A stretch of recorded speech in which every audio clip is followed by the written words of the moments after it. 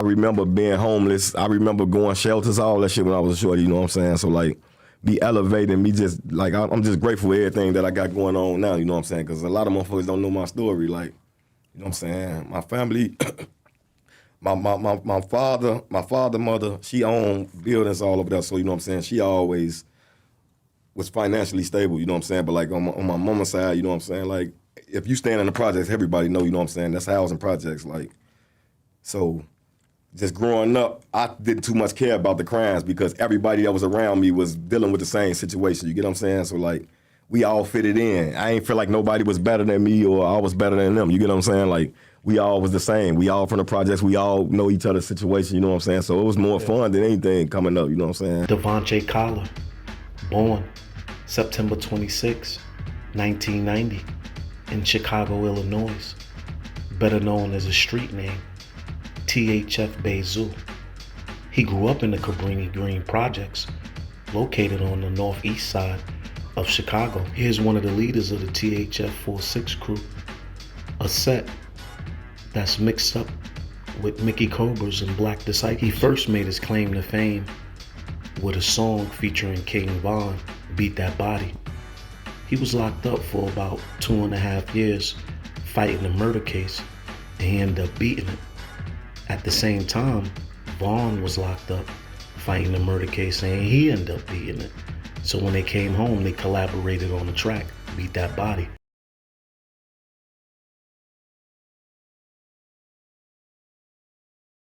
He was considered to be a main figure in the drill scene. Lil Durk signed him to his OTF label. And after that, he was sort of like a hood celebrity. He was cool with Vaughn. Vaughn was on. He was cool with Durk. Durk was on top of the world. Little Reese and them knew who he was. And his name was ringing bells in the streets. The one thing that confused me about him is, why did he never use his street cred and all of that to push his music? I know he was doing music and he did a few songs, but he really wasn't putting his all into it. I'm not sure if he was still in the streets or not, but whenever you get an opportunity to be successful, you got to take advantage of it, because sometimes you might not get that second chance. You spent 12 years of your 33 years locked up. Maybe more, maybe less, bro. Like, I spent a lot of time, man. I've been going to jail since a juvenile, since I was 13, you know what I'm saying? So, I mean, I try to do the math myself, like just putting all the times together, the real bids and shit. It's like 12 out of my life, shit, then half of my life, you feel me? Yeah. You know what I'm saying? I ain't get a chance to experience life for real till I turned like 12, 13. So like, hell yeah, I stayed in trouble as a shorty, man. That's all. I stayed in some shit, bro. Like, my background shot like a motherfucker, but like as far as being convicted, I ain't got no deep convictions. You get what I'm saying? I got two gun convictions. Both of them are unconstitutional though. Right now, I'm working to handle that shit and get that shit off my record right now because they unconstitutional. People versus Aguilar or whatever. But I've been through a lot of deep shit and overcame them situations. You get what I'm saying? So I'm triple blessed. Like, I don't take heed to the shit that I was supposed to take heed to. So I had to sit down at the drawing board myself. Like, man, bro, you niggas ain't got this chance. I done sat in that county and seen get cracked.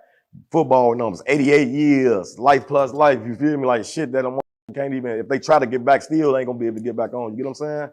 I've seen a lot of lose. I've seen a lot of win. So I take my situations and analyze every situation I done had and realize it's like, man, like, you here for a reason. It's a reason why you here. You know what I'm saying? You can't keep dropping that ball, man. Stand on top of that business. So like, that's why you've been seeing me full-fledged on top of the business now. Like, you know, people don't get these many chances I get. You know what I'm saying? He reflected in that interview what I was talking about to the T, but he didn't execute his plans.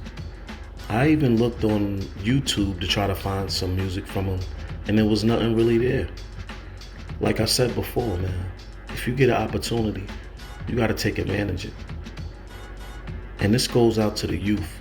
If you're around people that can change your life, or somebody that can help you get to where you want to go and achieve your goals, take full advantage of it, man. Especially if you're a street nigga. Realize that sometimes in life you might not get that chance, but sometimes you will.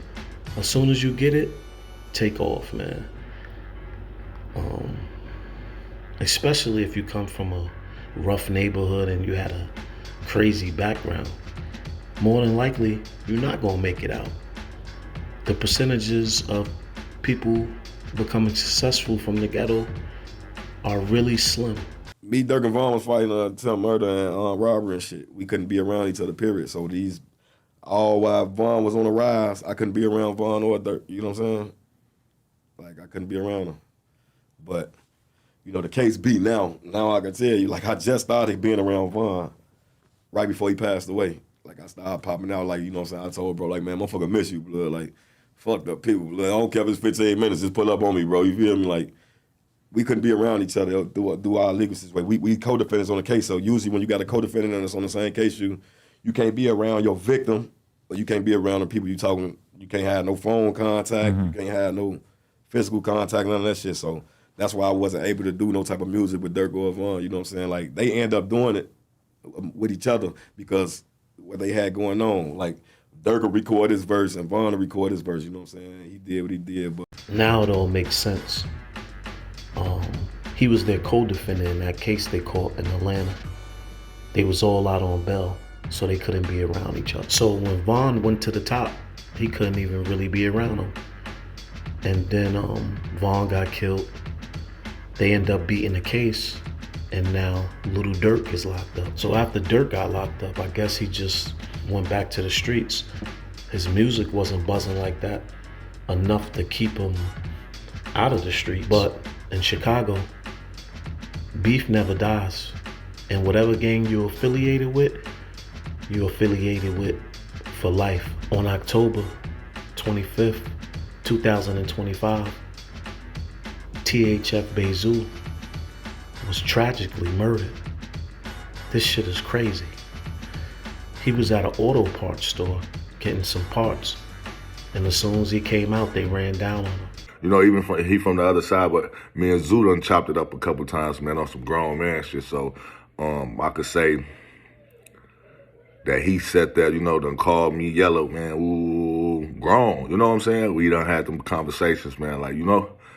But unfortunately, man, being in them streets and being in Chicago, man, when you come from that and you in the wrong places, it can happen. Like I always tell people, it can happen to you no matter what, 10 years later, 20 years later. When you in them places, man, it could just happen. You know what I'm saying? And it was a 35-year-old, he got shot with like 2 other people, some older people, man. You know what I'm saying?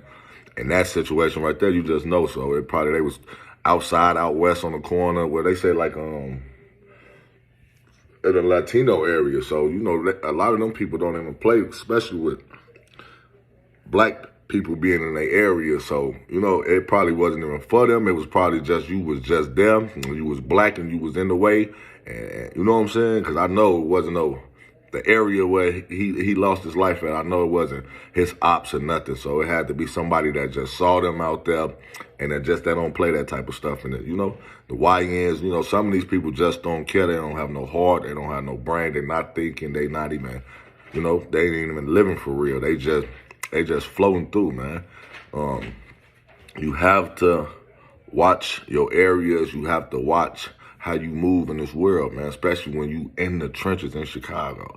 Like, food done open the door for y'all to be in other places, you know what I'm saying? Even though he locked up now, but he done put y'all in position for y'all to be in Atlanta, be Miami, and different places. And, you know, I understand it's home and you love it, but sometimes, man, you got to do what's best for you, or you going to fail at life. And this right here, that's failed, you know what I'm saying? Because now, unfortunately, he done left his kids behind, and they got to see that, you know? Video footage confirms that THF Bayzoo was caught completely off guard. He had no idea. He didn't see it coming. He was unaware. By the time Bayzoo looked up, it was over. It was no chance. Rest in peace to THF Bayzoo, man. After hearing his interviews and shit, he seemed like he was a educated street nigga, and he was trying to take advantage of his opportunities, but he was just still in the streets, man. It's a sad story, man, because he left some kids behind. So on an educational note, any young boys or gang members or anybody that's involved in the street, take this as a lesson, man. Any day could be your last. And if you're down with a gang, you're down for life. That beef travels with you forever.